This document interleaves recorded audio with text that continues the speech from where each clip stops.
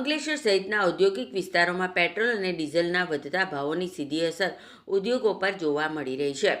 ઉદ્યોગકારોના જણાવ્યા મુજબ raw material factory સુધી પહોંચાડવા તેમજ તૈયાર માલ અન્ય શહેરો અને રાજ્યોમાં મોકલવાનો ખર્ચ સતત વધી રહ્યો છે.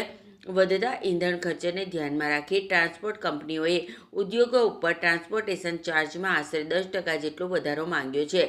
ટ્રાન્સપોર્ટરોનું કહેવું છે કે ડીઝલના વધતા ભાવ વચ્ચે હાલના દરે વ્યવસાય ચલાવવો મુશ્કેલ બન્યો છે. બીજી તરફ ઉદ્યોગોને વીજ કંપની દ્વારા સપ્તાહમાં એક દિવસ અપાતા પાવર કટના કારણે ઉત્પાદન પ્રક્રિયા ચાલુ રાખવા જનરેટરનો સહારો લેવો પડી રહ્યો છે. પરંતુ જનરેટર માટે જરૂરી ડીઝલના વધતા ભાવ અને પૂરતા પ્રમાણમાં ઉપલબ્ધતા ન હોવાના કારણે ઉદ્યોગોની મુશ્કેલીઓમાં વધારો થયો છે. ઉદ્યોગકારોનું માનવું છે કે જો ઈંધણના ભાવમાં નિયંત્રણ નહીં આવે તો ઉત્પાદન ખર્ચમાં વધારો કરવો ફરજિયાત બનશે, જેના કારણે બજારમાં વિવિધ ઉત્પાદનોના ભાવ પણ વધી શકે છે.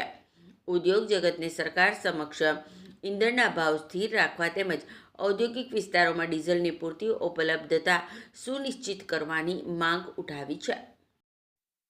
અત્યારે જે ઈરાન અમેરિકા ઇઝરાયલના યુદ્ધના કારણે ક્રૂડના કારણે જે રો મટીરિયલ નથી મળતા, ટ્રાન્સપોર્ટેશનમાં પણ હમણાં ડીઝલ પેટ્રોલના પ્રોબ્લેમો આવ્યા છે વ્હીકલ માટે, અને સમયસર નથી મળતું, ભાવ પણ વધઘટ થશે.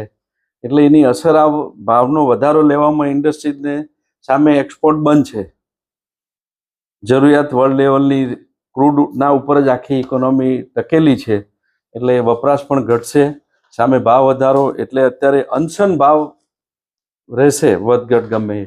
એટલે ઇન્ડસ્ટ્રીઝ ઉપર આની માઠી અસર આવશે, રોજગારી પણ ઘટશે, રેવન્યુ પણ સરકારની ઘટશે. એટલે જલ્દી આ યુદ્ધ પૂરું થાય અને આ જે ભાવ વધઘટ થાય છે એ સ્ટેબલ થાય, એ ઇન્ડસ્ટ્રીઝ અને પબ્લિકના હિતમાં છે.